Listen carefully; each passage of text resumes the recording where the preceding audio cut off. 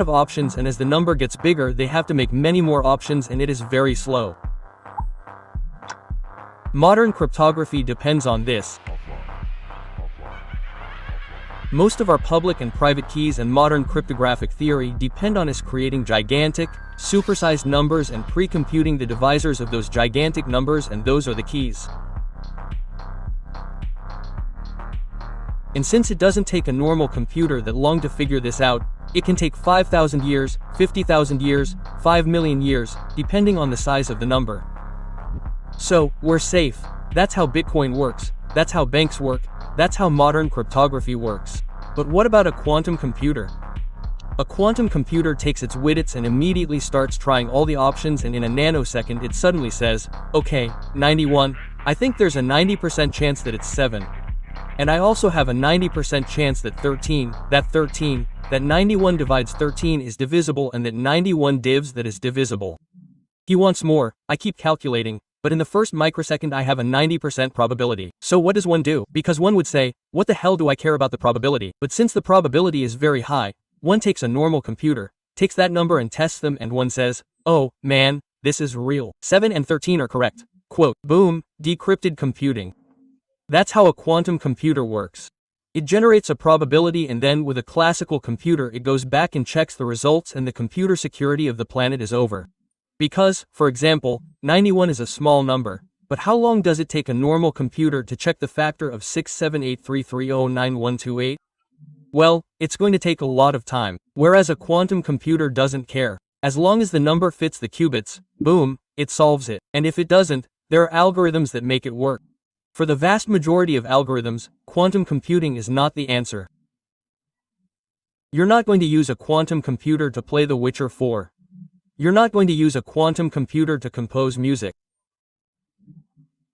You're not going to use a quantum computer for many things that we already use on a normal computer, but we are going to solve these problems that are giant problems that can be solved with probability.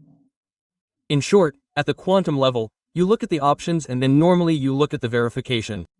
How does that verification work? Because there's constructive interference and destructive interference. Destructive interference is when the probabilities of the qubits are so opposite or so wrong that you're simply telling the user, this probability is very low. Constructive interference is when the qubits tell each other, this is probably the right answer. The reason why quantum computing is so difficult, on the one hand, is because, imagine building a phone that has a processor inside that is surrounded by a machine that keeps that processor at 15 milligrams Kelvin in a vacuum, in an almost perfect vacuum. It's very difficult, it can't be done, that's why they're in those tubes. Or making a computer out of it is different. Quantum computing will most likely be supercomputers locked up in a basement for a long time to come that we access through the normal internet on a traditional computing interface and buy time on to-do processes, very similar to how computing began in the 60s. So what is computing for? First of all, for cryptography. On the one hand, to break the encryption algorithms that currently exist in humanity, and on the other hand, to create completely new encryption algorithms that we don't even understand at the moment, that would allow us to create a type of quantum random key, a type of encryption key that is impossible to crack because it is simply in the realm of quantum computing. Do you know how we know that there are no functional quantum computers yet? Because the world's economic system is still functioning, because the world's computer security system is still alive. That's the way we know.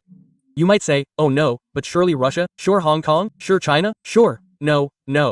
If we had broken the cryptography, we would already know. So, we still don't have 20 qubits, it's very little. And that's the most we've achieved with the IBM Q1, which is really more of a symbol than a computation.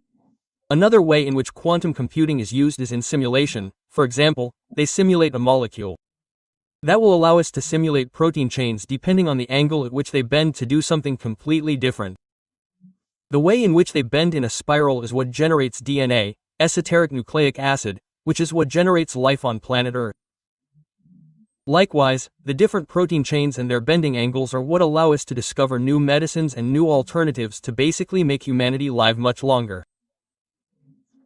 Simulating this will allow us to advance centuries in medical, biological and technological developments, even biotechnological ones, which it's not quantum, and this is very important to mention before we end. There is no such thing as a special quantum thing that makes it possible for us to teleport. Quantum teleportation is a physical concept that has nothing to do with me being here and now being here on the other side. That doesn't exist yet. It's simply something that is in the realm of imagination and in the realm of the mathematically possible, but practically impossible to execute. It is not a form of faster-than-light communication. That does not exist in our current physical model and probably never will. Nor is it a way of connecting with people's souls and for our brains to function in a quantum way. And here we have to pause. It is entirely possible that our brains function with quantum phenomena and that neurons and the way our memories function are in some way linked to the way quantum physics phenomena occur. But there is no way of knowing that, and all the people who say they do know are lying. They are telling a lie. Don't believe everything they say out there about computing, quantum, because it is most likely a lie. It is a lie. Oh, this is a quantum phenomenon of the brain to connect with the souls of the dead. Lie. It is that I have a quantum theory of the connection of the soul with it is a lie. It is that I have this quantum thing that heals you. Anything that says quantum, that they are trying to sell you, unless it is a course in quantum physics or something that has to do with physics and mathematics, is a lie.